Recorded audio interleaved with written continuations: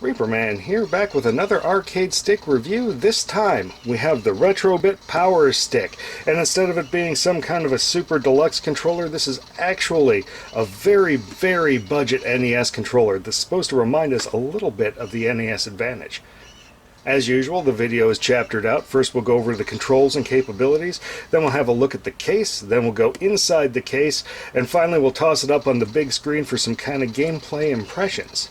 So starting with the controls, this stick is going to be an arcade-style micro-switch stick, same with the buttons. Now at this price point, which is $30 MSRP, and these days you can get this thing for like $20 shipped, you will not be expecting to have any kind of name brand buttons in this thing, and I'm sure when we get it open we will definitely confirm that.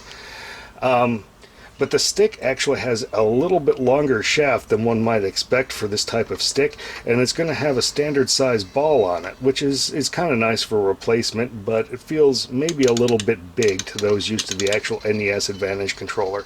Now, this does have a square gate at some point in this stick, but this little round dust washer replacement that's molded into the case actually takes over and becomes the gate at a certain point, and the effect of that is that it rounds off the corners on the square gate, which to be honest isn't entirely unpleasant. Now if we take this ball off, and my ball is perpetually a bit loose here, I will Loctite it off screen, but whoop, we can see that there's actually a much thinner shaft in here, and it's covered up by a dust cover. However, this dust cover is forced a little bit higher than the metal inner shaft, and that's why this can't bite all the way down on the threads. So this is going to be either a shave down the dust washer scenario or else a thread lock, and I think I'm going to opt to thread lock. Now these buttons, again, they are a mechanically switched arcade style button. And they do click a bit, but they do have an awful lot of play to them. And they do produce an awfully loud noise in conjunction with this kind of big, empty, milk juggy case. So, moving away from the buttons, we just look at the capabilities of this thing. Now, the first thing that you'll notice is it's missing all of the advantages of the NES Advantage. There is no variable turbo fire, which is what most people bought the Advantage for. There is no slow motion function, and there is no two-player function. These are all things that the NES Advantage took advantage of, so to speak. In fact, let's get it out here. So this is the original NES Advantage. So advantages over this stick are going to be your trading kind of D-pad style everywhere buttons and controls for mechanically switched buttons and controls everywhere. That is something this is going to have over that one. However, while these are definitely mechanically switched, I will say that they're louder, they're larger, and they have more play. Now this stick over here is actually kind of there's a disc attached to the bottom of this shaft, and it rocks around on kind of rubber dome contacts. So it's kind of like a rubber dome version of how an Atari controller works. So that's how this stick works. Also, if you notice, the ball is considerably shorter on it. So here we see the actual mechanical, or the actual turbo fire up here. We got the slow motion down here, and the 1 to 2 player switch, which means this thing has 2 actual joystick ports on it. Now, let's move on to the case a little bit. So the case on the NES Advantage is a very nice feeling plastic, and it's as slim as it can probably be.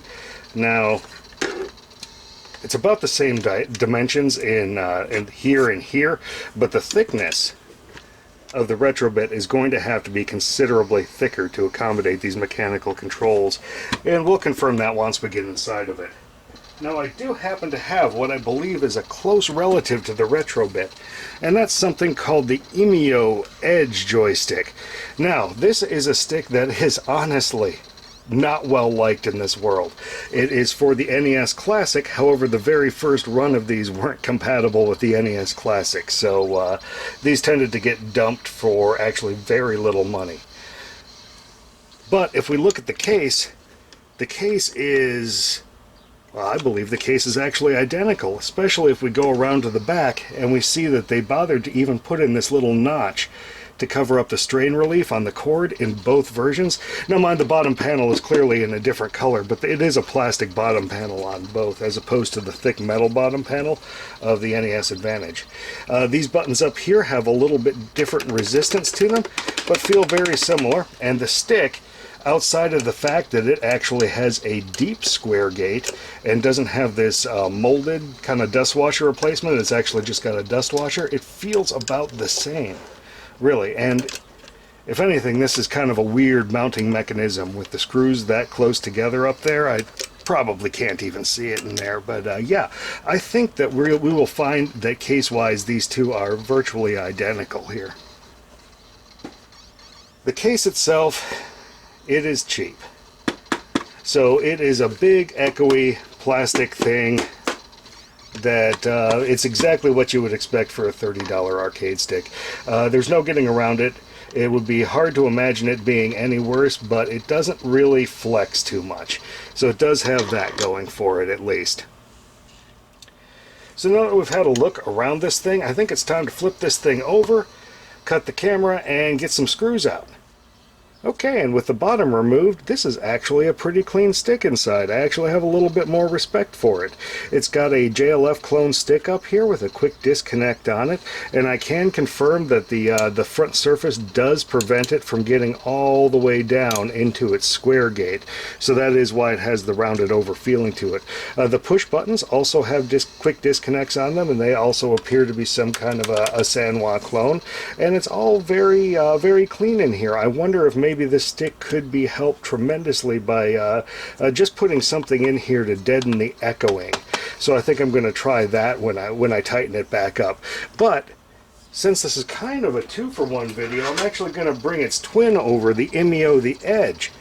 And this also has a JLF clone with quick disconnects on it. It's also got quick disconnects on its button. In fact, I would be really shocked if these two controllers weren't assembled in the same factory. Of course, we've got the two rheostats here for the variable auto fire, and this is, in general, just a much more complicated stick. And again, it did fail at its primary mission because it's not really all that compatible with the NES Classic. At least the first version of them weren't. But this one does still work on Wii, plugs right into the Wiimotes. Or it also came with a USB adapter, which is usually how I use these things. So yeah, these two are definitely twinses to some extent. They both have the same kind of clone hardware in them. You could definitely swap this gate out for something that wasn't a square gate. I'm probably just going to leave this stick as it is and just kind of enjoy these two stock from now on. But let's get it up onto the big screen and get some gameplay impressions.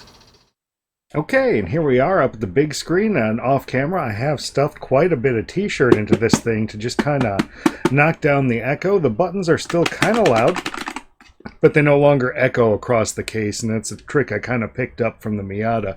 I used to have a thrift store comforter that I kept in the trunk to keep the exhaust noise down a bit.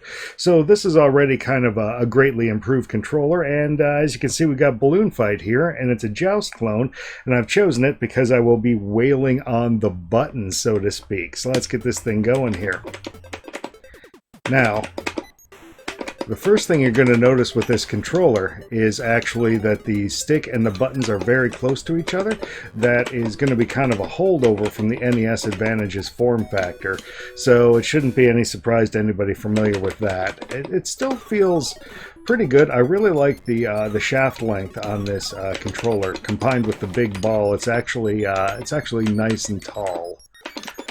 So for once, I don't feel too tempted to swap over to a bat top. Boom! And of course I'm using this on my NT Mini here. This is the V2, the Noir. For the earlier part of the video I was using the V1. But that means that this controller has some distinct possibilities for 2-button 7800 games, that kind of stuff. And it should be pretty fun for that, actually. Come on. Yeah, I'm not at all going to be sparing you the sound of these buttons. They do make different sounds now, though, based on their proximity to the mufflers in the case. That's my B button, and that's my A button.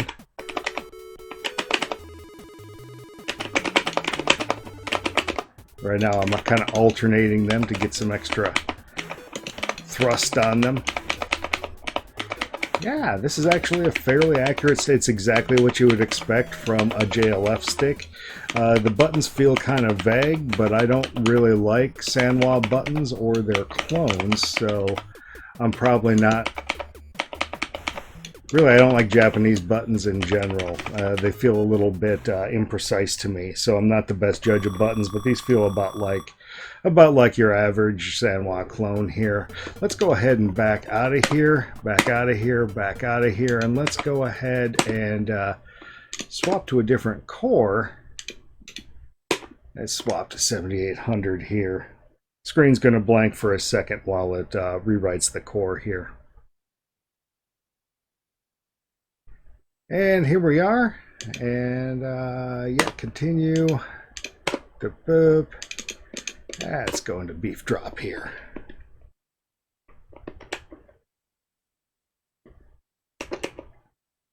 Just to kind of get the possibilities out there for people who have NT Minis. This thing is actually a considerably more useful stick because it's nice and somewhat arcade style here. Get up to the top. Boom. Over here on the bun. Boom. And yes, this actually works as expected. Come over here. Come over here. Boom. You can come over here? Oh, you're dumb. You guys gonna come over here? Oh, bye guys. Ah! Now, as you guys may know, I use my big Moss stick usually on this system. So this stick is not really competition for that. But who knows, maybe I'll use it again. That was a terrible waste of the pepper. Uh-oh. Run! Oh no, they got me. Anyway, this has been Reaperman with a look at the Retrobit Power Stick here. And this stick I initially didn't think much of until I actually took it apart and looked at what's inside of it, and it's really not bad stuff. So yeah, for 30 bucks, this is definitely worth a pickup. I, of course, didn't spend that much. Yeah, you can get these pretty regularly for $20 shipped, and for that, it's really hard to beat, especially if you need, say, a Player 2 controller or something for an NES setup. So until next time, Reaperman out.